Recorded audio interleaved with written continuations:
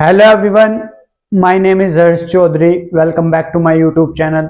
दोस्तों, यदि आप भी हमारे चैनल पर नए हैं तो हमारे चैनल को सब्सक्राइब करें। आप सभी के एग्जाम स्टार्ट शुरू हो गए हैं दिल्ली पुलिस के, तो हम क्वांटिटेटिव एप्टीट्यूड की क्लास करने वाले हैं। इसका पहला क्वेश्चन देखते हैं हम, ये क्या कह रहा है। एक पुलिसकर्मी 200 मीटर की दूरी पर एक चोर को देखता है और उसका पीछा करना शुरू करता है। पुलिसकर्मी 9 किलोमीटर पर आवर्स की चाल से दौड़ता है और चोर 7 किलोमीटर पर आवर्स की चाल से दौड़ता है। पुलिसकर्मी चोर को कितने समय बाद पकड़ लेगा? क्वेश्चन क्या कह रहा है ये वो समझते हैं। ये मान लो चोर है यहां पर, ये कोई पॉइंट है बी, ये यहां पर चोर है। 200 मीटर की दूरी पर क्या है, एक पुलिसकर्मी इसको देखता है। मान लो पुलिसकर्मी है यहां पर, ये ए पॉइंट है, कोई पुलिसकर्मी से यहां से देखता है। एक पुलिसकर्मी 200 मीटर की दूरी पर एक चोर को देखता है और उसका पीछा करना शुरू करता है। पुलिसकर्मी की जो चाल है, स्पीड है, वो कितनी है? पुलिसकर्मी की स्पीड दे रखी है हमको 9 किलोमीटर पर आवर्स, 9 किलोमीटर प्रति घंटा की चाल से वो उसका पीछा कर रहा है, दौड़ रहा है। और अब ये दौड़ रहा है तो चोर भी तो आगे की तरफ दौड़ेगा। अब चोर की चाल क्या दे रखी है? ये चोर भाग रहा है, वो किस स्पीड से भाग रहा है? 7 किलोमीटर 7 किलोमीटर पर आवर्स की स्पीड से चोर भाग रहा है। तो हमसे ये पूछा है कि वो पुलिसकर्मी है जो उसे चोर को कितने समय बाद पकड़ लेगा। ये हमको फाइंड करके बताना है। तो कैसे करेंगे एग्जाम में? आप यहां पर लिखेंगे चूंकि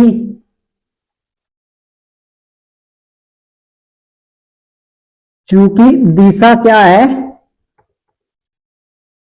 समान है,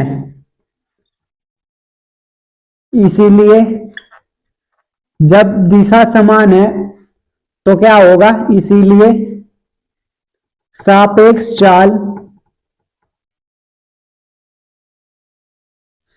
चाल क्या होगी? माइनस होगी।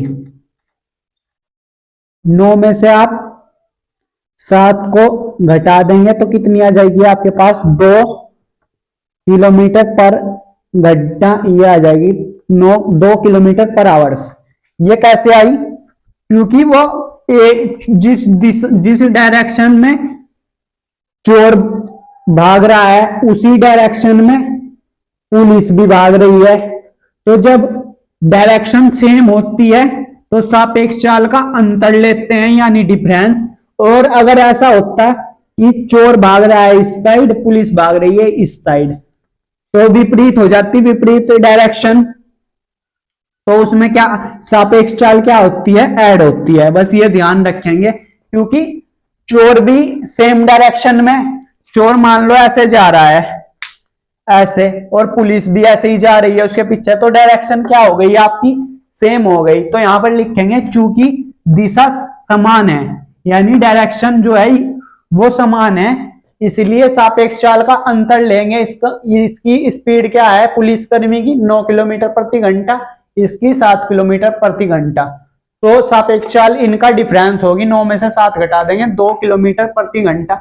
ये क्या आ गई हमारे पास? ये स्पीड आ गई है, ये स्पीड आ गई है हमारे पास 2 किलोमीटर प्रति घंटा। और वो क्या है हमारे पास? डिस्टेंस 200 मीटर क्वेश्चन में दी हुई है और टाइम हमको फाइंड करके बताना है। तो स्पीड इक्वल क्या होता है? डिस्टेंस अपॉन में टाइम। लेकिन हमको यहां पर क्या करना है? टाइम निकालना है। तो टाइम इक्वल यहां से हो जाएगा डिस्टेंस अपॉन स्पीड। तो टाइम क्या आएगा आपका फाइनल? डिस्टेंस कितनी है आपकी? 200 मीटर, स्पीड कितनी है? 2 किलोमीटर प्रति घंटा। इसको मीटर प्रति सेकंड में चेंज करेंगे तो 5/18 से मल्टीप्लाई कर देंगे, इसको काट देंगे तो टाइम क्या है आपका यहां से, ये है 200, ये 9 ऊपर जाएगा, 9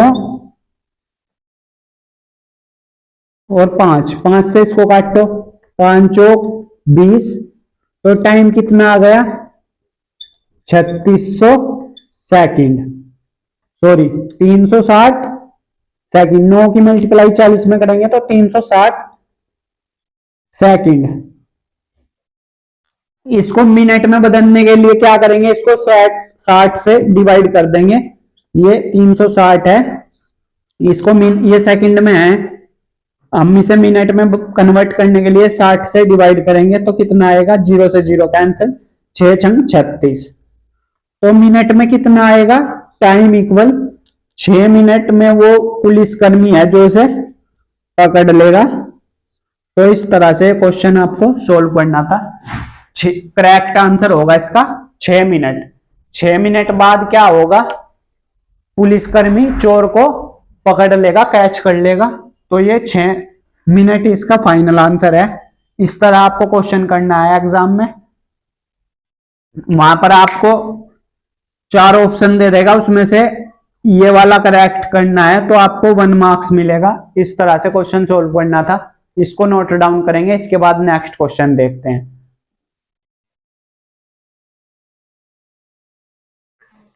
चलिए दोस्तों नेक्स्ट क्वेश्चन देखते हैं, क्वेश्चन नंबर 2। यह क्या कह रहा है, बिंदु 3, -5 और प्रवणता 2 पर एक सरल रेखा का समीकरण ज्ञात कीजिए। ये हमको पॉइंट दी हुई है, प्रवणता क्या होती है, यानी m ढाल होती है प्रवणता। तो ये बिंदु दिए हुए हैं हमको, एक सरल रेखा, और इसका इक्वेशन फाइंड करना है। तो हम जानते हैं, क्या जानते हैं, यहां पर लिखेंगे हल, हल में लिखेंगे आप, चूंकि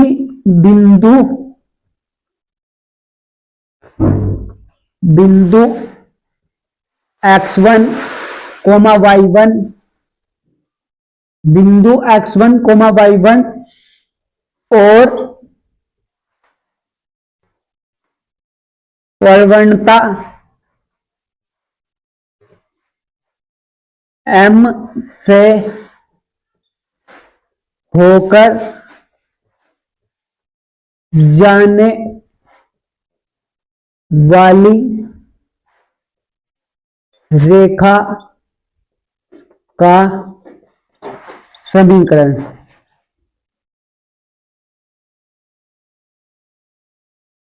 बिंदु x1 और y1 और प्रवणता m से होकर जाने वाली रेखा का समीकरण क्या होता है, वो होता है y माइनस y1 इक्वल होता है m, यानी प्रवणता के x माइनस x1, ये होता है।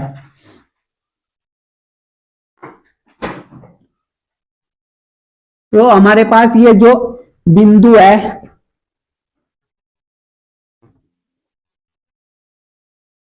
ये बिंदु होता है 3, -5, ये हमारे पास x1 होता है, ये y1 होता है। तो ये वैल्यूज उठाकर इसमें पुट कर देंगे, तो आपको पास रेखा का समीकरण आ जाएगा, यानी इक्वेशन आ जाएगी y माइनस के 5 हो जाएगा, ये -5 इक्वल होगा m क्या है 2, प्रवणता कितनी दी हुई है हमको क्वेश्चन में 2, तो m हो जाएगा यहां से 2, x माइनस x1 कितना है 3। अब इसको सोल्व करेंगे तो ये होगा y प्लस के 5 माइनस माइनस प्लस 5, ये 2x माइनस 6, इसके क्या करेंगे,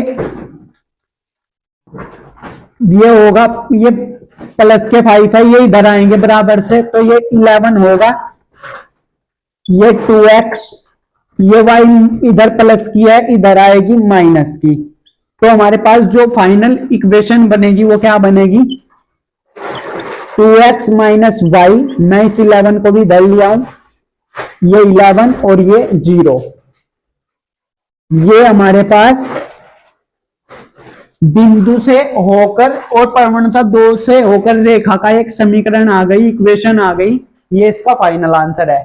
तो इस तरह करना था।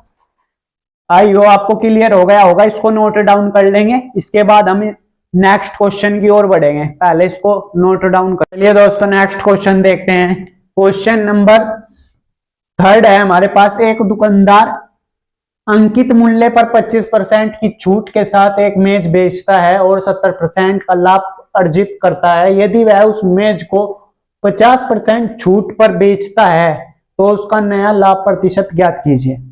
क्या कह रहा है क्वेश्चन, एक दुकानदार है जिसके मार्केट प्राइस पर वो 25% का क्या देता है, डिस्काउंट देता है और उसे सेल करता है। उससे क्या होता है, उसे 70% का प्रॉफिट होता है। यदि वह उस मेज पर 50% का डिस्काउंट देकर बेचे तो उसे नया प्रॉफिट कितने का होगा, ये हमसे क्वेश्चन में पूछा है। वो क्या कह रहा है, वो कह रहा है क्वेश्चन में मार्केट प्राइस है, जो उसका अंकित मूल्य है। हर चीज अपने आप में 100% होती है, उसने उसमें कुछ डिस्काउंट किया और उसके कॉस्ट प्राइस पर क्या किया, उसने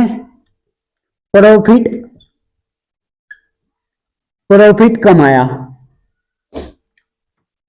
तो यहां पर आप लिखेंगे cost price upon market price.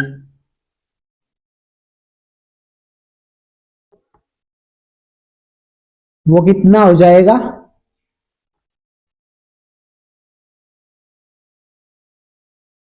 वो हो जाएगा 100 माइनस डी अपॉन डिस्काउंट और 100 प्लस पी। तो यहां से कॉस्ट प्राइस निकाल लेंगे और मार्केट प्राइस निकाल लेंगे। 100% में से उसने कितना दिया, 25% का डिस्काउंट दिया, तो 25 अपॉन 100 प्लस प्रॉफिट कितना कमाया उसने, 70%। तो यहां से इसका कॉस्ट प्राइस निकल के आया 75 अपॉन मार्केट प्राइस आया इसका 170। तो अब क्या कह रहा है, यदि वो उस पर यानी मार्केट प्राइस पर 50% का डिस्काउंट दे तो उसे प्रॉफिट कितना होगा। तो यहां पर लिखेंगे मार्केट प्राइस पर 50% डिस्काउंट करने पर सेलिंग प्राइस कितना हो जाएगा उसका, आप 170 पर 50% का डिस्काउंट निकाल लेंगे तो हमें सेलिंग प्राइस मिल जाएगा। एक जीरो से एक जीरो कैंसल, इस जीरो से ये जीरो कैंसल, सेलिंग प्राइस आ गया 85। कॉस्ट प्राइस है आपका 75, सेलिंग प्राइस आ गया 85। तो प्रॉफिट हुआ उसे, अब प्रॉफिट परसेंट निकाल लेंगे। प्रॉफिट परसेंटेज वो कैसे निकालते हैं, selling price minus cost price upon में कॉस्ट प्राइस इनटू में 100, ऐसे ही तो निकालते हैं। तो यहां से कितना आ जाएगा, ये 10, ये 75 है, ये 100 है, काट दो, 25 चौका 100,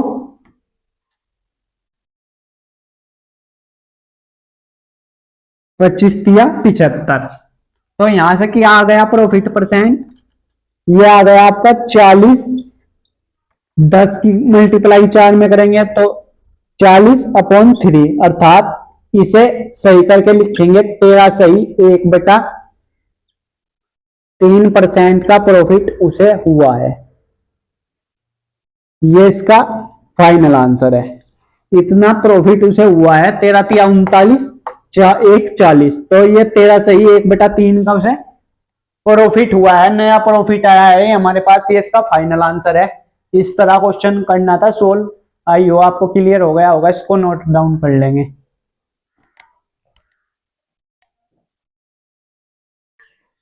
चलिए दोस्तों नेक्स्ट क्वेश्चन समझते हैं। यदि किसी संख्या के 20% को दूसरी संख्या से घटाया जाता है और दूसरी संख्या घटकर 70% हो जाती है, तो पहली संख्या और दूसरी संख्या का अनुपात क्या होगा? तो यहां पर लिखेंगे माना पहली संख्या वो इक्वल है x के, तथा दूसरी संख्या वो क्या है y है। तो प्रश्नानुसार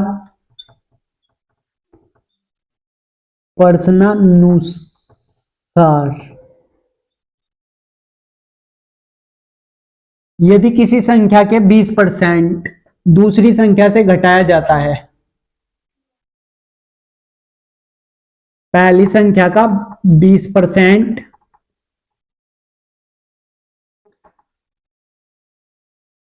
दूसरी संख्या से घटाया जाता है और दूसरी संख्या घटकर 70 हो जाती है, तो दूसरी संख्या से घटाया जाता है, तो दूसरी संख्या ये है, इसमें से 70% घटा देंगे, ये बोल रहा है हमको क्वेश्चन में। पहली संख्या का 20% जो है दूसरी संख्या के यानी y के 100% होती है हर चीज अपने आप में, उसमें से 70 हो जाता है, 70% घटकर हो जाती है, तो यानी 30% बचेगा ये यहाँ पर। ये x 20% इक्वल होगा y के 30% के। ये क्वेश्चन में हमको बोल रहा है और हमको x और y का रेशो बताना है, तो यहां से x मल्टीप्लाई 20, ये सिंबल हटाएंगे परसेंटेज का तो अपॉन में आएगा 100। इसी तरह से y ये 30, ये सिंबल हटाएंगे परसेंटेज का, अपॉन में आएगा 100। 100 से 100 क्या हो जाएगा कैंसल, और इस जीरो से ये जीरो भी कैंसल, तो x अपॉन वाई कितना आएगा आपके पास, ये आएगा 3/2। तो रेशो में इसको लिखेंगे x रेशो y पहली संख्या का और दूसरी संख्या का अनुपात जो है वो कितना आ गया 3/2। ये इसका फाइनल आंसर है। इस तरह क्वेश्चन सोल्व करना था। आई हो आपको क्लियर हो गया होगा, इसको नोट डाउन करेंगे। इसके बाद नेक्स्ट क्वेश्चन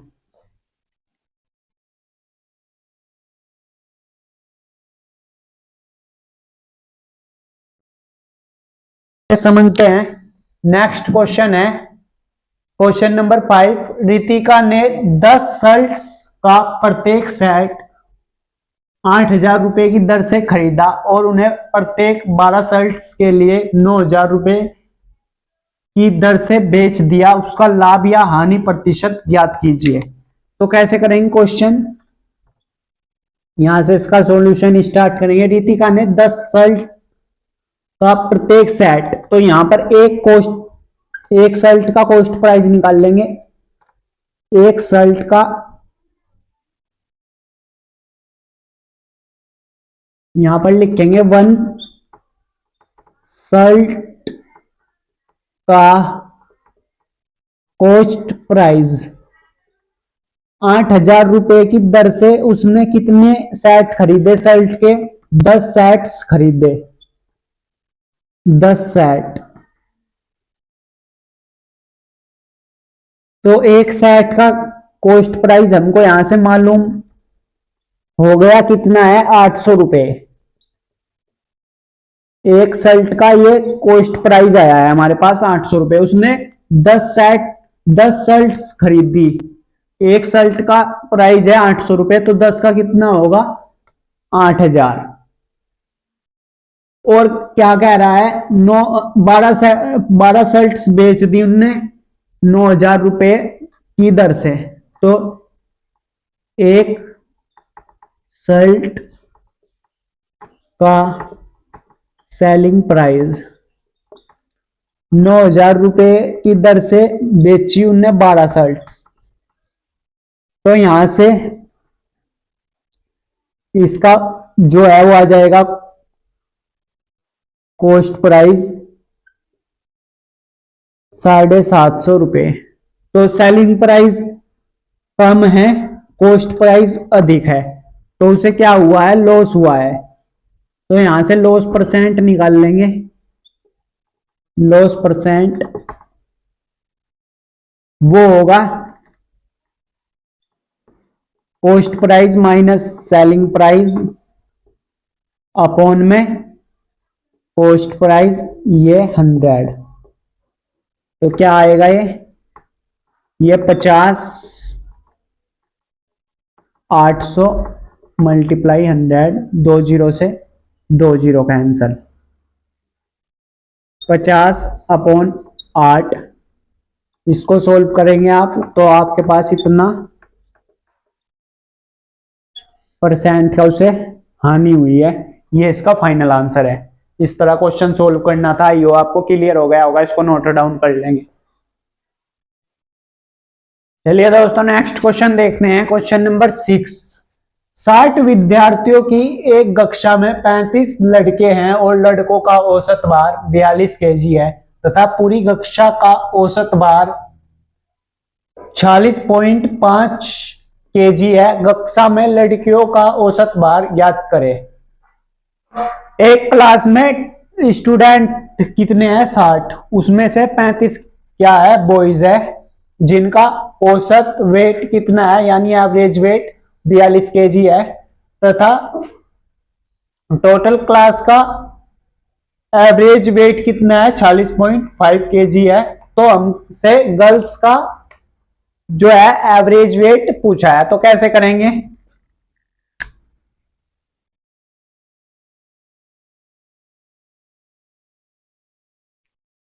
यहां पर लिखेंगे लड़कों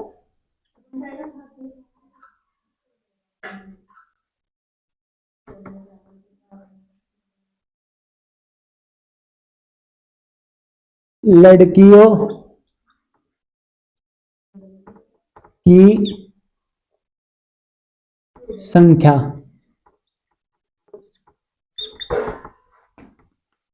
टोटल स्टूडेंट्स कितने हैं? 60, जिसमें से 35 लड़के हैं, तो लड़कियों की संख्या यहां से कितनी आ जाएगी?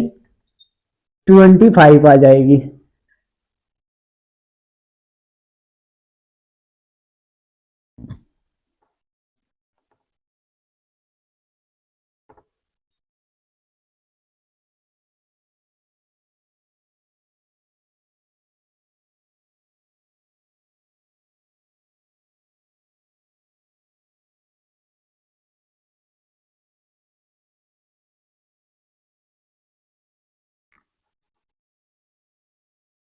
लड़कों का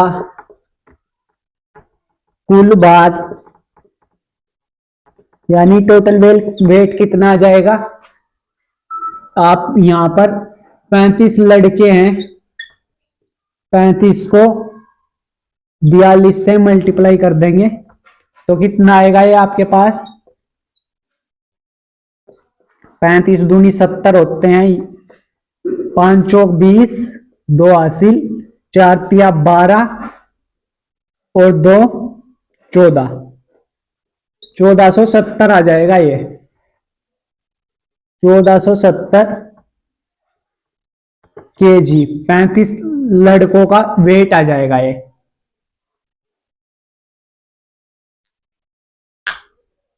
और पूरी कक्षा का अब निकाल लेंगे, पूरी क्लास का।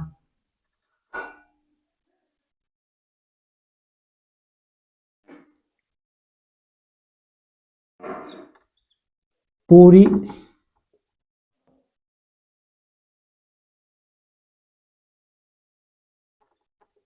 कक्षा का कुल भार, तो जो इसका औसत भार है एवरेज वो कितना है 40.5, लेकिन टोटल कक्षा में विद्यार्थी कितने हैं 60। तो यहां से कितना आ जाएगा, ये पॉइंट हटाएंगे, जीरो बढ़ा लेंगे, ये कटेगी जीरो से जीरो।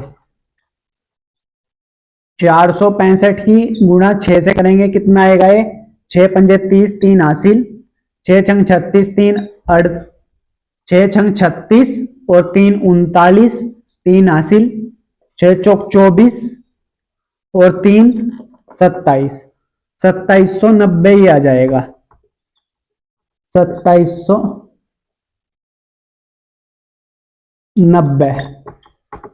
kg। तो यहां पर लिखेंगे अब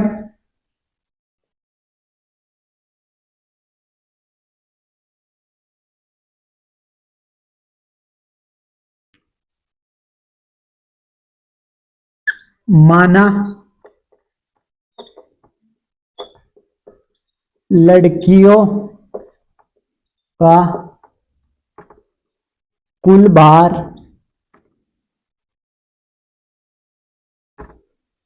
कुल भार वो कितना है x मान लेंगे। ये तो टोटल क्लास का है और ये 35 बॉयज का है। तो यदि मैं 2790 में से माइनस, ये टोटल क्लास का भार है, इसमें से बॉयज का हटा देंगे तो हमारे पास गर्ल्स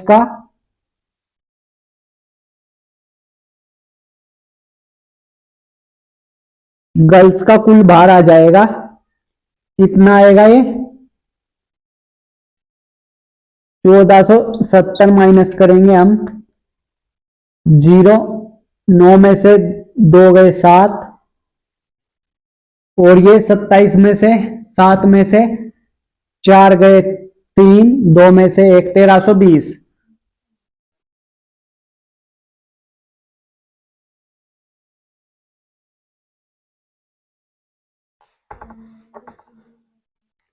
तेरह सौ बीस ये आ रहा है, 1320 kg लड़कियों का। तो हमें लड़कियों का औसत बताना है, औसत भार कितना हो जाएगा, यहां से औसत भार 1320 को आप 25 से डिवाइड कर देंगे तो आपके पास यहां से औसत भार आ जाएगा इनका। तो इसको आप होमवर्क में कर लेंगे, इसको डिवाइड करना है बस, ये फाइनल आंसर हो जाएगा आपका। फिर इसको नोट डाउन कर लेंगे, ये आ जाएगा यहां पर 52.8 kg औसत भार आ जाएगा किसका, गर्ल्स का। इसको नोट डाउन करेंगे। चलिए दोस्तों नेक्स्ट क्वेश्चन की ओर बढ़ेंगे। क्वेश्चन नंबर 7, ये क्या कह रहा है हमको ये देखते हैं। एक गोले की त्रिज्या 6 सेंटीमीटर है, गोले को पिघलाकर 0.4 सेंटीमीटर त्रिज्या का एक तार बनाया गया, तार की लंबाई क्या होगी। तो गोला जो होता है हमारे पास, उसमें त्रिज्या होती है और तार यानी कि वायर है एक, मान लो ये वायर है तो एक इसमें काउंट होगा, ये आपका सिलेंडर में काउंट होगा, यानी बेलन है वो। यहां पर लिखेंगे माना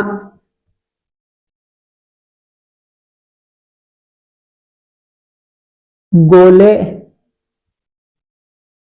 यानी स्पेयर गोले का आयतन यानी वॉल्यूम स्पेयर का, उसको V1 कंसीडर कर लेंगे। और जो तार है यानी बेलन, तार किस में आएगा आपका सिलेंडर में, यानी बेलन, बेलन का आयतन उसको V2 कह देंगे, यानी जो गोले का आयतन है उस वॉल्यूम है V1, सिलेंडर का वॉल्यूम V2। तो यहां से कहेंगे गोले का वॉल्यूम क्या होता है, वो होता है 4/3 पाई आर क्यूब, और जो बेलन का आयतन होता है वो होता है पाई आर स्क्वायर एच। पाई से पाई कैंसल, ये 4/3 एज इट इज। आर कितना है गोले की त्रिज्या, तो इसको लिखेंगे 36 गुणा में 6, ये इक्वल होगा 0.4, ये है 0.4, ये है अपॉन में h। हमसे उसकी लंबाई पूछी है यानी हाइट, तो क्या करेंगे, पहले तो इसकी जीरो हटा लो, नीचे 2 जीरो बढ़ जाएगी, और एक 4 से ये 4 भी कैंसिल हो जाएगा आपका, और 3 से 3 दूनी 6, ये हो जाएगा। तो क्या बनेगा आपका, ये बनेगा 36 दूनी 72 होते हैं, और ये 4/h अपॉन में 100 है, इस 100 को भी उधर ले जाओ, तो ये हो जाएगा 7200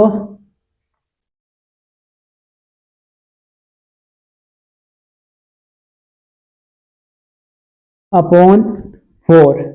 ये 4 इसके डिवाइड में पूछा दिया मैंने, तो इसकी हाइट यानी इसकी लंबाई कितनी आ जाएगी, इसको काट दो। इसको जब आप काटेंगे 1800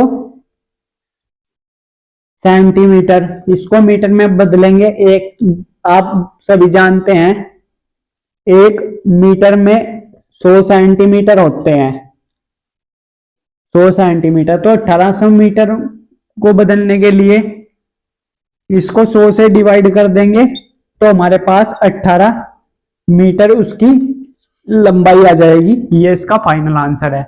इस तरह से क्वेश्चन करना था सोल्व। आई हो आपको क्लियर हो गया होगा। इसको नोट डाउन कर लेंगे, इसके बाद हम नेक्स्ट क्वेश्चन की ओर बढ़ेंगे। चलिए दोस्तों, क्वेश्चन नंबर 8 देखते हैं। क्वेश्चन नंबर 8 क्या कह रहा है, अमित एक काम को 5 घंटे में पूरा कर सकता है। अमित जो है वो किसी काम को 5 घंटे में पूरा कर सकता है, और जीवन और पोल मिलकर उसे कितने घंटे में कर सकते हैं, 4 घंटे में कर सकते हैं। जबकि अमित और पोल मिलकर इसे 3 घंटे में पूरा कर सकते हैं। अकेले जीवन को काम को पूरा करने में लगभग कितने घंटे लगेंगे। पहले जो हमको क्वेश्चन में इंफॉर्मेशन गिवन है वो लिख लेते हैं। यहां पर लिखेंगे अमित जो है किसी काम को कितने घंटे में करता है, 5 घंटे में। जीवन और पोल इसे कितने घंटे में पूरा करते हैं। जीवन, ये जीवन है प्लस पोल, ये कितने में करते हैं, 4 घंटे में। जबकि अमित और पोल, ये अमित है ये पोल है, ये कितने में करते हैं, 3 घंटे में। तो यहां से हम सबसे पहले तो हम यहां से निकाल लेंगे कुल कार्य, कि ये कार्य टोटल कार्य कितना हो रहा है। तो कुल कार्य निकालने के लिए हम क्या करेंगे, 5, 4 और 3 का एलसीएम लेंगे। ये 5 एजिटिस, ये 2 यहां पर 3 एजिटिस, फिर 2 से जाएगा 5 एजिटिस, 2 एकम 2, 3 एजिटिस, 3 से जाएगा 5 एजिटिस, 1 एजिटिस, 3 एकम 3, 5 से जाएगा ये 1 1 1, 5 तिया 15, दूनी 30, दूनी 60, तो टोटल कार्य आ गया हमारे पास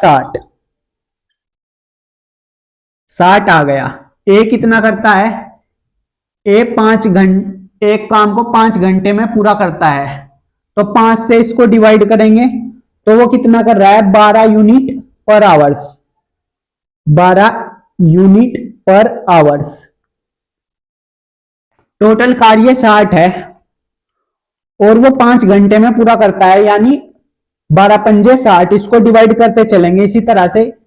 ये जीवन और पोल मिलकर कितना कर रहे हैं, 4 घंटे में इसे पूरा कर रहे हैं 60 को। तो इसकी यहां पर क्षमता निकाल लेंगे, ये कितना कर रहा है,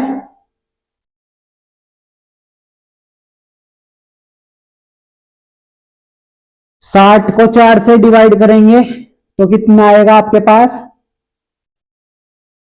4 कम 4, 4 पंजे 15। तो ये कर रहा है 15 यूनिट, 15 यूनिट पर आवर्स।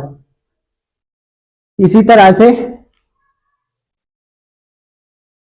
इसका निकाल लेंगे, ये करेगा 20 यूनिट पर आवर्स।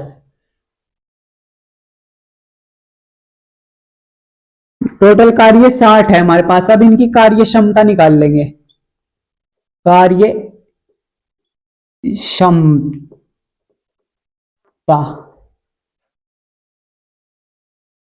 जीवन और पोल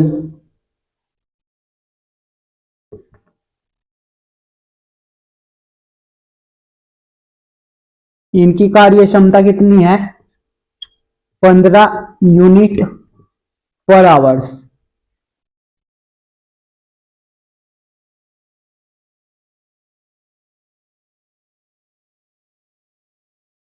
अमित प्लस पोल की कितनी है, 20 यूनिट पर आवर्स। अकेले अमित की कितनी है, अमित की यहां से देखेंगे, अमित की है 12 यूनिट। टोटल कार्य 60 है, वो 5 घंटे में उसे पूरा करता है, 12 यूनिट कर रहा है वो। तो 12 अमित की हो गई ये, प्लस पोल,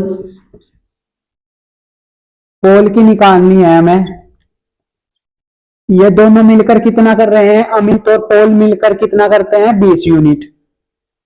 तो यहां से कितनी आ जाएगी इसकी, 12 में से आप घटा देंगे, सॉरी 20 में से 12 माइनस कर देंगे, पोल की आ जाएगी आपके पास 8 यूनिट, 8 यूनिट पर आवर्स। ये पोल की आई है अभी तक हमारे पे। हमसे पूछिए जीवन अकेले उस काम को कितने घंटे में पूरा कर लेगा। तो जीवन और पोल मिलकर कितना करते हैं,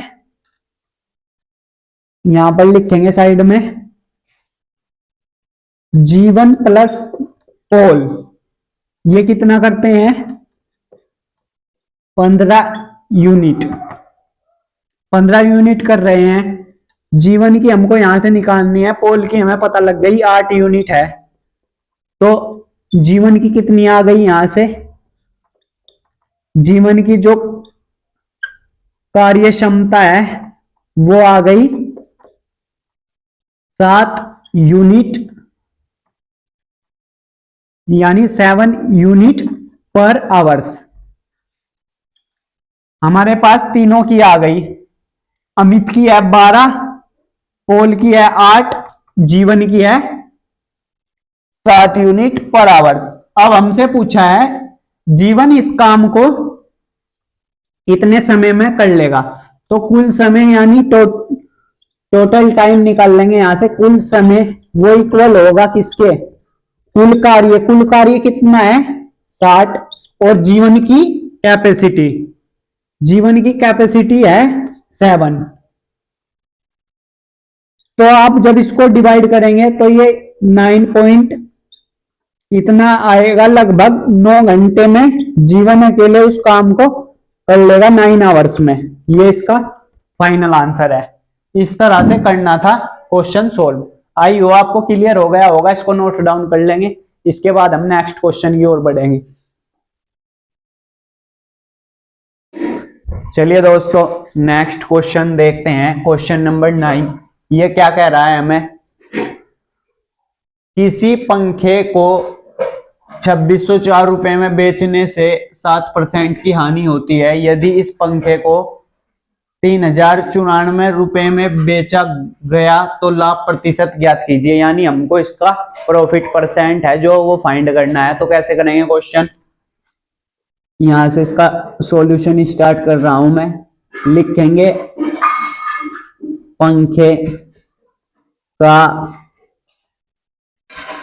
सेलिंग प्राइस, इसको एक बार SP1 मान लेंगे क्योंकि दो सेलिंग प्राइस है, एक बार ₹2604 में बेचा गया, एक बार ₹3094 में बेचा गया। तो जो SP1 है वो कितना है, ₹2604। लॉस कितने का हुआ इसमें से, लॉस हुआ इसे 7% का। हर चीज अपने आप में 100% होती है, इसमें से इसे 7% का लॉस हो गया तो 93% बचा, जिस पर हमको इसका कॉस्ट प्राइस फाइंड करना होगा। यानी कॉस्ट प्राइस निकाल लेंगे हम।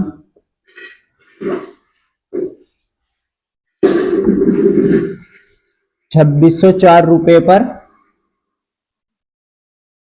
इस 93% का परसेंटेज का चिन्ह हटाने के लिए अपॉन में 100 से मल्टीप्लाई करते ही हैं हम। तो जब आप इसको काटेंगे, कॉस्ट प्राइस है जो आपका आ जाएगा ₹2800। अब नया सेलिंग प्राइस आगे क्या कह रहा है, नया सेलिंग प्राइस 7% की हानि होती है, इसे पंखे को ₹3094 में बेचा गया तो सेलिंग प्राइस यहां से कितना हो जाएगा, ₹3094 ये है। तो हमको इसका लाभ परसेंट यानी प्रॉफिट परसेंट निकालना है। सेलिंग प्राइस की वैल्यू अधिक है और इसकी कम है, तो अफकोर्स क्या हुआ, प्रॉफिट ही हुआ उसे। तो प्रॉफिट परसेंट निकालने के लिए प्रॉफिट परसेंट कैसे निकालते हैं, प्रॉफिट परसेंट हो या लॉस परसेंट हो, हमेशा किस पर निकलता है, कॉस्ट प्राइस पर।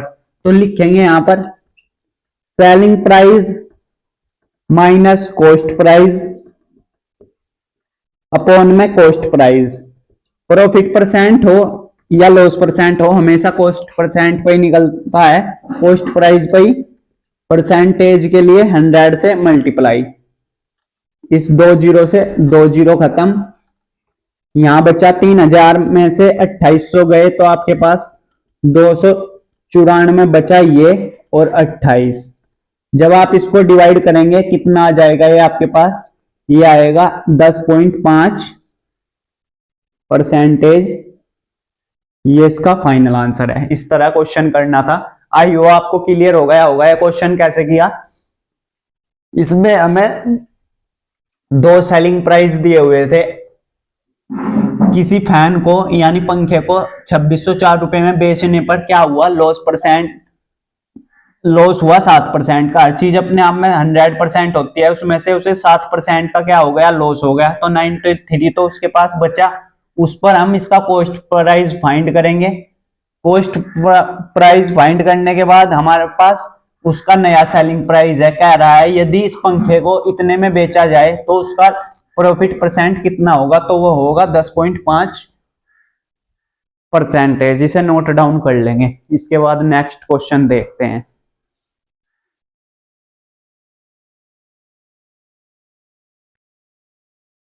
क्वेश्चन नंबर 10 है हमारे पास।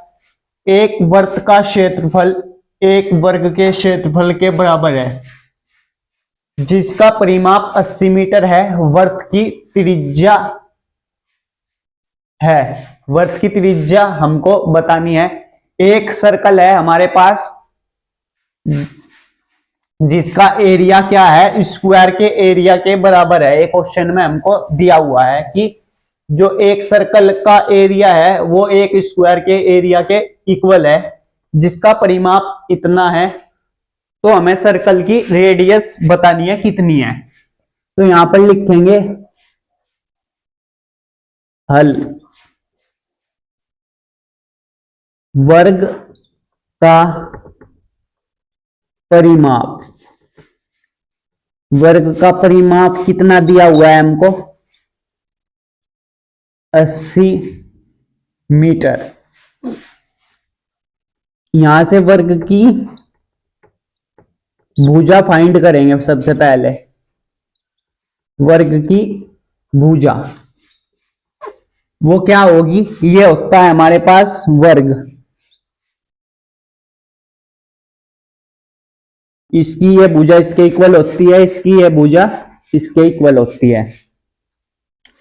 तो ये इसका टोटल परिमाप है, हमको इसकी एक भुजा फाइंड करनी है।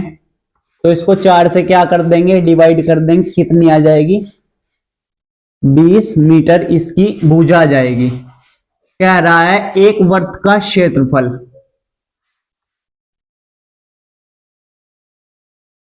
वर्ग के क्षेत्रफल के, अब वर्ग का क्षेत्रफल,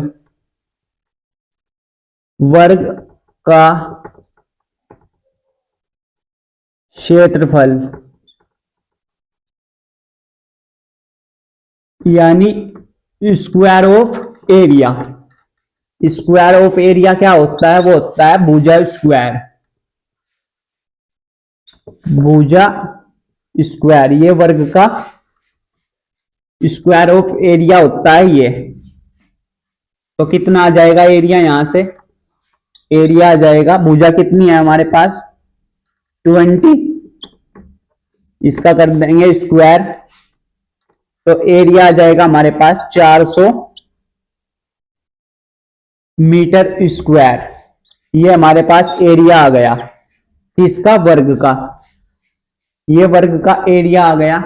कह रहा है एक सर्कल का एरिया, अब सर्कल का एरिया यानी वर्ग का क्षेत्रफल, सर्कल ऑफ एरिया क्या होता है,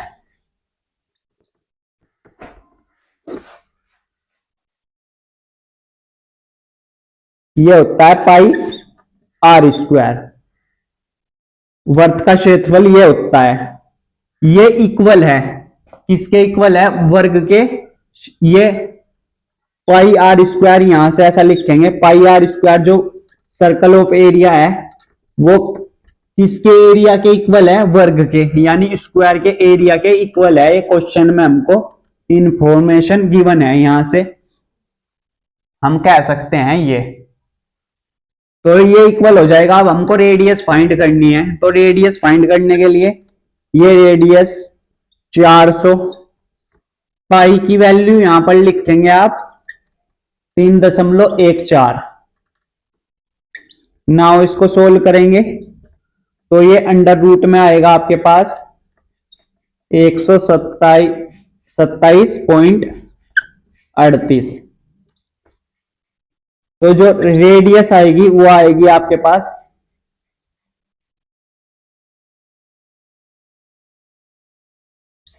13.3, लगभग इतने मीटर आएगी लगभग, ये फिक्स नहीं है, लगभग इसके करीब आएगी इतनी, ये इसका फाइनल आंसर होगा, ये इसकी रेडियस हो जाएगी यहां से। तो इस तरह से क्वेश्चन सोल्व करना था। आई हो आपको क्लियर हो गया होगा ये वाला क्वेश्चन। इसके बाद हम क्वेश्चन नंबर 11 देखते हैं, नेक्स्ट क्वेश्चन, इसको नोट डाउन कर लेंगे। चलिए दोस्तों नेक्स्ट क्वेश्चन देखते हैं। नेक्स्ट क्वेश्चन है हमारे पास क्वेश्चन नंबर 11, 7%, 8% और 24% की क्रमिक छूट किस एकल छूट के समतुल्य है। तो समतुल्य पूछा है हमसे, कैसे करेंगे इसको वो देखते हैं हल। मान लीजिए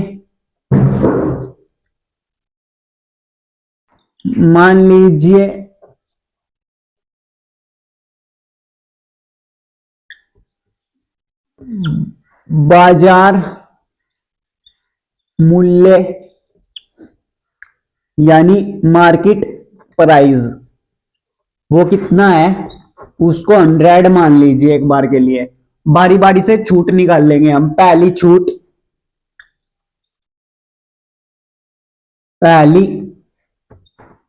छूट यानी फर्स्ट डिस्काउंट करने के बाद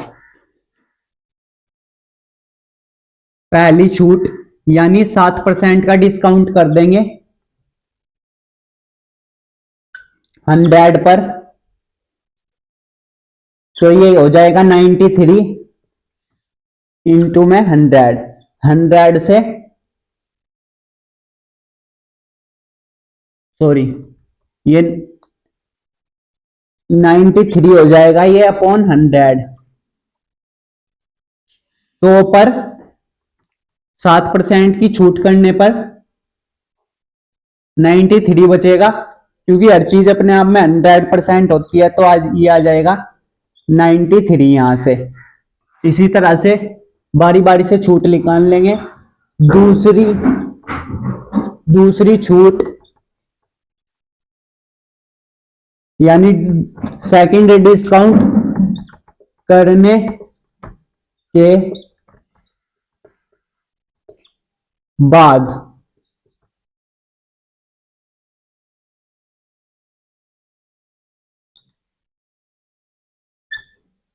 नाइन्टी थ्री 92 हो जाएगा। ये किस पर 93 पर निकाल रहे हैं हम, इंटू में 100, तो ये आएगा आपके पास 85.56। बारी बारी से निकाल रहे हैं हम, पहले 100 पर 7% की निकाल ली तो 93, फिर 93 पर 8% की निकाल ली, पहले 7% की निकाल ली, फिर 8% की। नाउ तीसरी छूट यानी थर्ड डिस्काउंट करने के बाद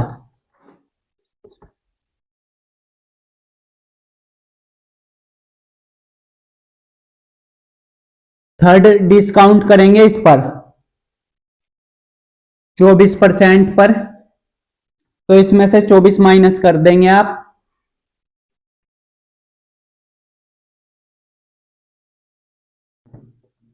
5 में से 4 गए, 8 में से 2 गए,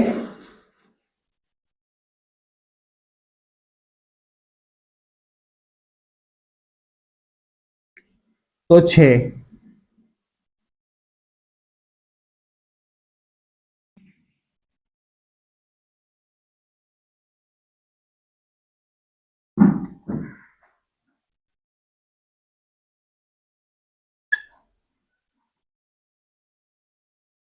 ये हो जाएगा 85.56 इंटू 100, तो कितना आएगा ये यहां से, ये आएगा 63.03 जब आप इसको सोल्व करेंगे। तो अब कुल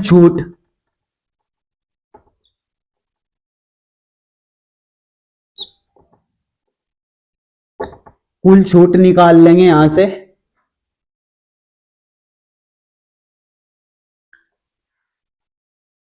हंड्रेड में से आप 63.03 घटा देंगे तो हमारे पास कितनी आ जाएगी,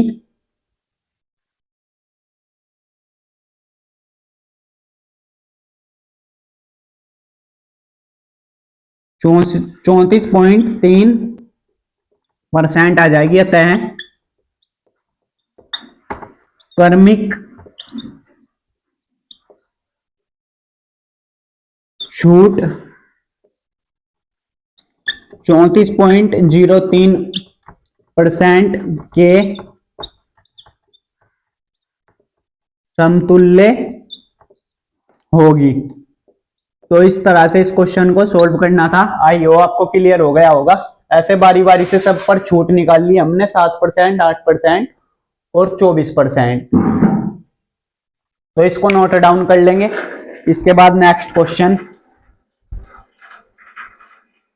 चलिए दोस्तों नेक्स्ट क्वेश्चन देखते हैं। क्वेश्चन नंबर 12 ये क्या कह रहा है हमको, यदि एक गोले का कुल पृष्ठीय क्षेत्रफल 5544 वर्ग सेंटीमीटर है तो उसका आयतन ज्ञात कीजिए। क्या कह रहा है क्वेश्चन, यदि एक स्फीयर का यानी गोले का स्फीयर का जो टोटल सरफेस एरिया है वो कितना है 5544 वर्ग सेंटीमीटर है, तो उसका आयतन यानी वॉल्यूम फाइंड करना है और पाई की वैल्यू हमको दी हुई है 22/7। तो कैसे करेंगे क्वेश्चन को, यहां पर लिखेंगे हल। इसका सॉल्यूशन स्टार्ट कर रहा हूं मैं। गोले का कुल पृष्ठीय क्षेत्रफल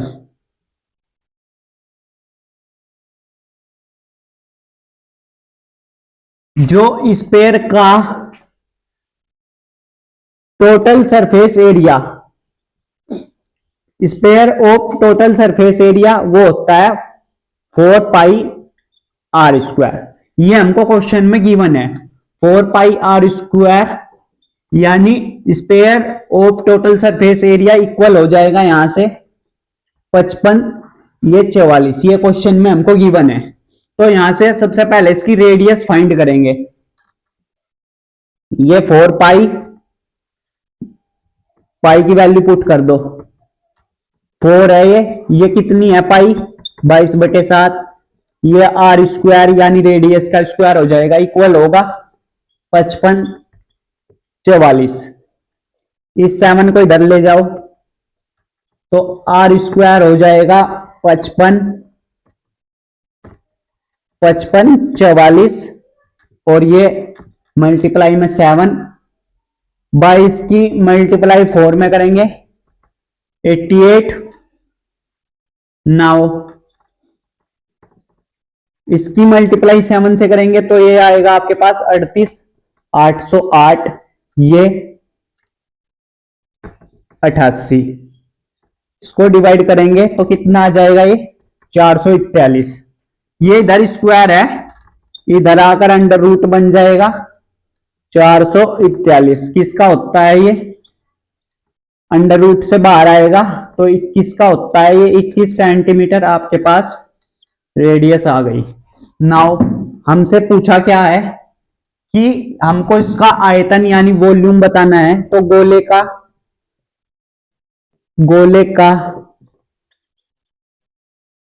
आयतन, स्पेयर ऑफ वॉल्यूम वो होता है 4/3πr³। तो यहां से वॉल्यूम कितना आ जाएगा आपके पास 4/3, कांस्टेंट ये है 22/7। हमको क्वेश्चन में पाई की वैल्यू भी गिवन है, रेडियस हम निकाल ही चुके हैं 21 गुणा 21, क्योंकि पावर कितनी है 3 है, तो रेडियस को 3 टाइम्स लिख देंगे यहां पर। इसको सिंप्लीफाई करेंगे 7 या 21, इस 3 से ये 3 भी कैंसल, तो वॉल्यूम आ जाएगी 88। इसकी का स्क्वायर है ये 441। नाउ इसको मल्टीप्लाई करेंगे 38,808 सेंटीमीटर क्यूब, ये इसका फाइनल आंसर। कैसे किया क्वेश्चन, एक बार एक्सप्लेन कर देते हैं। गोले का टोटल सरफेस एरिया यानी स्फीयर का टोटल सरफेस एरिया इतना होता है 4πr²। 4πr² हमको क्वेश्चन में गिवन है, इसकी वैल्यू इतनी है 55/44। यहां से हम रेडियस फाइंड करेंगे इसकी, तो रेडियस फाइंड करके कितनी आ गई 21। हमसे पूछा है इसका वॉल्यूम बताओ, वॉल्यूम स्फीयर ऑफ वॉल्यूम कितना होता है 4/3πr³। यहां से वॉल्यूम निकाल लेंगे 4, ये 4/3 कांस्टेंट, ये भी कांस्टेंट गिवन है क्वेश्चन में, हमको पाई ये लेना है। रेडियस हम निकाल चुके हैं, रेडियस को 3 टाइम्स लिख देंगे। नाउ इसको सिंप्लीफाई करेंगे तो इतना वॉल्यूम आ जाएगा। आई हो आपको क्लियर हो गया होगा। तो इसके बाद नेक्स्ट क्वेश्चन देखते हैं, इसको नोट डाउन कर लेंगे। चलिए दोस्तों नेक्स्ट क्वेश्चन देखते हैं। क्वेश्चन नंबर 13 ये कह रहा है, एक ट्रेन कुल 480 किलोमीटर की दूरी तय करती है, यह आधी दूरी 60 किलोमीटर पर आवर्स की गति से दूसरी आधी दूरी 80 किलोमीटर पर आवर्स की गति से तय करती है, कुल कितना समय लगा? तो हमको टोटल टाइम बताना है कितना लगा। तो कुल दूरी यानी टोटल डिस्टेंस वो कितनी है? 480 किलोमीटर। आधी दूरी यानी हाफ डिस्टेंस, आधी दूरी, आधी दूरी कितनी हो जाएगी? 480 को 2 से डिवाइड कर देंगे तो 240 किलोमीटर। बोल रहा है यह आधी दूरी 60 किलोमीटर पर आवर्स की गति से, तो पहली आधी दूरी को तय करने में लगा समय। पहली आधी दूरी तय करने में लगा समय यानी 240, ये कितना लगा? 60 किलोमीटर पर आवर्स। 60 हो जाएगा, ये 0 से 0 कैंसिल, 6 चौक 24, तो कितना आ गया यहां से टाइम? टाइम आ गया 4 आवर्स यानी 4 घंटे। पहली आधी दूरी तय करने में लगा समय 4 घंटे। नाउ आगे क्या बोल रहा है? दूसरी आधी दूरी,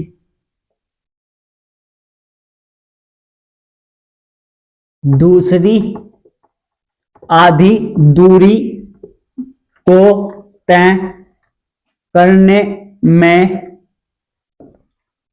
लगा समय। एक काम करो, इसको T1 मान लो, इसको T2 मान लो। तो दूसरी आधी दूरी 240 किलोमीटर है, हाफ डिस्टेंस। इसको तय करने में लगा समय 80 किलोमीटर प्रति घंटा की स्पीड से कर रही है इसको कवर। ये इसकी स्पीड है, 80 किलोमीटर की स्पीड से कर रही है। 80 से इसको डिवाइड कर देंगे, 0 से 0 कैंसल। T2 यहां से कितना आ गया? 8 तिया 24 यानी 3 आवर्स। 3 आवर्स यहां से आ जाएगा।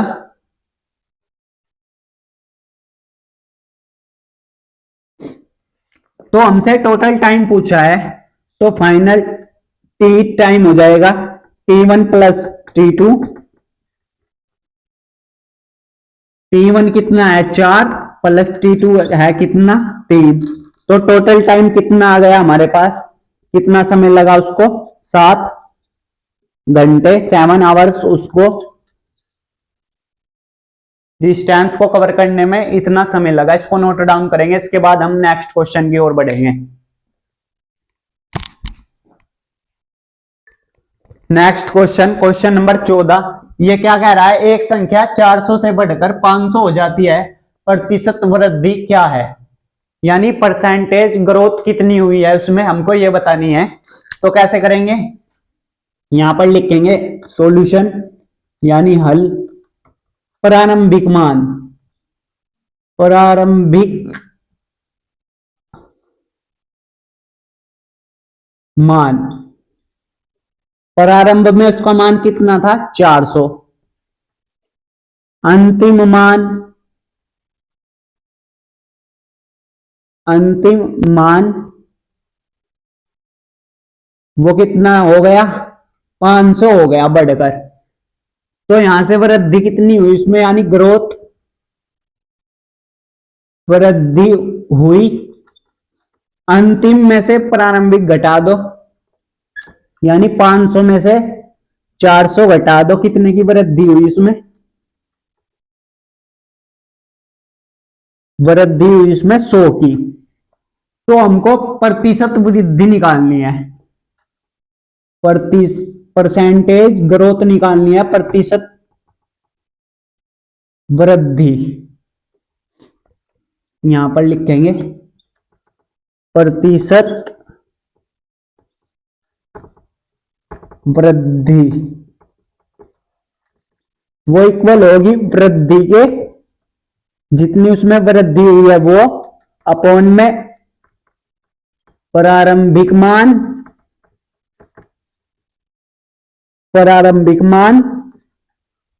और मल्टीप्लाई 100 से कर देंगे तो हमारे पास परसेंटेज वृद्धि कितनी आ जाएगी, वो आएगी वृद्धि कितने की हुई इसमें 100 की। इस पर प्रारंभिक में उसका मान था 400 इंटू में 100, 20 से 20, 4 से इसको काटेंगे तो 25, तो परसेंटेज वृद्धि कितनी हुई इसमें 25%। ये इसका फाइनल आंसर है। ऐसा भी क्वेश्चन वहां पर पूछ लिया जाएगा 1 नंबर में कि एक संख्या इतनी है बढ़कर इतनी हो गई तो प्रतिशत ग्रोथ बताओ उसमें कितनी होगी, प्रतिशत वृद्धि कैसे निकालते हैं, वृद्धि अपॉन प्रारंभिक मान इंटू 100। तो इसको नोट डाउन करेंगे। इसके बाद नेक्स्ट क्वेश्चन देखते हैं। चलिए दोस्तों नेक्स्ट क्वेश्चन देखते हैं। नेक्स्ट क्वेश्चन है हमारे पास 2000 रुपए की राशि साधारण ब्याज पर 4 वर्षों में 2400 हो जाती है। प्रतिवर्ष ब्याज की दर ज्ञात कीजिए। कोई राशि है हमारे पास जो सिंपल इंटरेस्ट लग रहा है जिस पर जो 4 इयर्स में कितनी हो जाती है, इतनी हो जाती है 2400। प्रतिवर्ष ब्याज की दर ज्ञात कीजिए, यानी हमसे रेट पूछा है कि सिंपल इंटरेस्ट किस रेट से बढ़ रहा है प्रति ईयर्स यानी पर वर्ष। तो यहां पर लिखेंगे इसका हल कैसे करेंगे। क्वेश्चन प्रिंसिपल कितना है इसका 2000 यानी 2000 रुपए प्रिंसिपल है ये इसका। अमाउंट कितना और जा रहा है वो 2400 हो जाता है, वो सिंपल इंटरेस्ट लग रहा है उस पर वो 2400 हो गया। कितने ईयर्स में, टाइम 4 वर्ष, 4 वर्ष में। तो यहां पर एक फॉर्मूला लगाएंगे आप, सिंपल इंटरेस्ट इक्वल होता है अमाउंट माइनस प्रिंसिपल। तो सिंपल इंटरेस्ट अमाउंट कितना हो गया वो 2400, प्रिंसिपल कितना था 2000, तो सिंपल इंटरेस्ट यहां से आ गया इसका 400 रुपए। 400 रुपए है ये, कब 4 वर्षों के लिए। तो 1 वर्ष के लिए कितना हो जाएगा, ये तो 4 वर्ष के लिए है। 1 वर्ष के लिए, 1 वर्ष के लिए सिंपल इंटरेस्ट वो कितना हो जाएगा, 400 को 4 से डिवाइड कर देंगे तो ये हो जाएगा 100 रुपए। 100 रुपए पर ईयर लग रहा है उस पर सिंपल इंटरेस्ट। 1 साल में कितना लगता है, 100 रुपए लगता है उस पर सिंपल इंटरेस्ट। तो हमसे प्रतिवर्ष ब्याज की दर पूछी है यानी रेट पूछा है, तो दर कैसे निकाल लेंगे, दर यानी आर रेट की सिंपल इंटरेस्ट किस रेट से लग रहा है उसके लिए 1 वर्ष का क्या लेंगे सिंपल इंटरेस्ट, 1 वर्ष का सिंपल इंटरेस्ट अपॉन प्रिंसिपल कितना है वो अपॉन 100। तो हमारे पास रेट आ जाएगी यानी ब्याज की दर आ जाएगी प्रतिवर्ष। तो प्रतिवर्ष ब्याज की दर आर कितना हो जाएगा, यहां से 1 वर्ष के का सिंपल इंटरेस्ट कितना है 100 है, इस पर प्रिंसिपल कितना है 2000 है,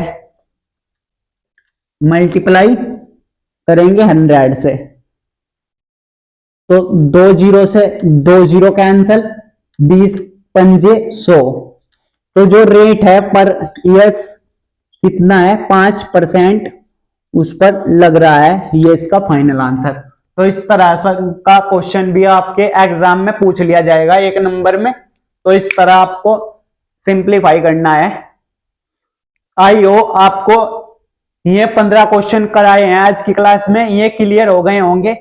तो आज की क्लास में इतना ही, मिलते हैं नेक्स्ट क्लास में। तब तक के लिए बाय बाय। अपनी एग्जाम की तैयारी में लगे रहिए।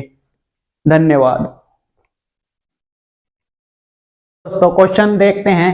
ये क्वेश्चन कह रहा है हमको किसी प्रिज्म जिसका आधार वर्ग है की ऊंचाई 15 सेंटीमीटर है, यदि प्रिज्म का संपूर्ण पृष्ठ क्षेत्रफल 608 सेंटीमीटर स्क्वायर है तब आयतन ज्ञात कीजिए। तो ये प्रिज्म वाला क्वेश्चन है, इसको कैसे सोल्व करेंगे, इसका सॉल्यूशन देखिए आप ध्यान से। प्रिज्म का जो होता है, प्रिज्म का टोटल सरफेस एरिया वो इक्वल होता है 2 गुना आधार का क्षेत्रफल, आधार का क्षेत्रफल प्लस में आधार का परिमाप गुणा में ऊंचाई। ये वाला इसमें फॉर्मूला यूज होगा। तो कैसे करेंगे, यहां पर कंसीडर कर लेंगे आप लेट या माना भुजा, भुजा जो है वो a है, ऊंचाई हमको क्वेश्चन में गिवन है h, जो कितनी है 15 सेंटीमीटर। तो इसका टोटल सरफेस एरिया निकाल लेंगे। टोटल सरफेस एरिया इस फॉर्मूले में पुट कर देंगे मान 2 गुना आधार का क्षेत्रफल, वर्ग है, वर्ग का क्षेत्रफल क्या होता है भुजा स्क्वायर, तो यानी इसका स्क्वायर हो जाएगा 2a स्क्वायर प्लस में आधार का परिमाप, वर्ग जो होता है उसमें 4 भुजा होती है, ये पहली, ये दूसरी, ये तीसरी, ये इक्वल होती है, तो ये हो जाएगा परिमाप 4a और ऊंचाई है इसकी 15 सेंटीमीटर। फॉर्मूले में मैंने वैल्यू पुट की है, तो यहां से इसका टोटल सरफेस एरिया फाइंड करेंगे हम 2a स्क्वायर, ये हो जाएगा 60a। टोटल सरफेस एरिया भी हमको गिवन है, वो कितना है 608। तो अब इसे क्या करेंगे, 2 से डिवाइड कर देंगे, 2 से भाग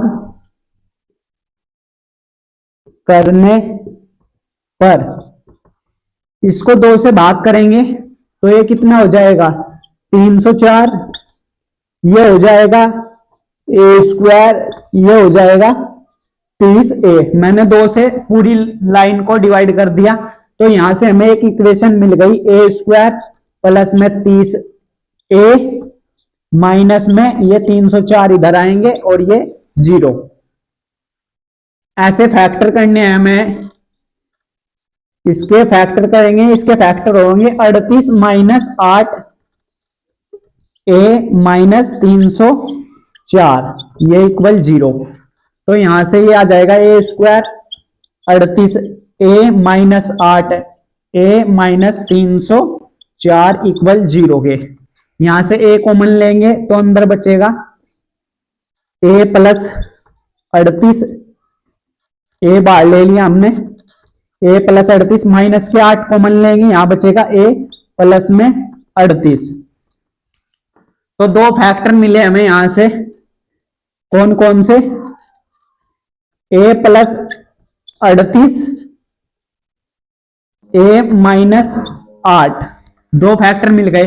भुजा जो है कभी भी नेगेटिव नहीं हो सकती, ये इक्वल 0 है, तो यहां से भुजा कितनी आ गई, इसको ही इधर ले जाएंगे, a बराबर यहां से 8 आ गया, a बराबर 8 आ गया। हमको पूछा क्या है, इसका आयतन बताना है हमको, यानी वॉल्यूम। वॉल्यूम क्या होता है इसका, भुजा स्क्वायर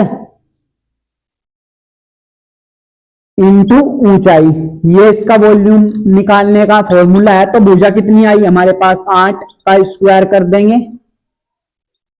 ऊंचाई 15 हमको गिवन है क्वेश्चन में, वॉल्यूम 64 गुणा में 15, तो वॉल्यूम कितना आ जाएगा इसका 960 सेंटीमीटर क्यूब। ये इसका फाइनल आंसर है। इस तरह क्वेश्चन सोल्व करना था, इसको नोट डाउन कर लेंगे।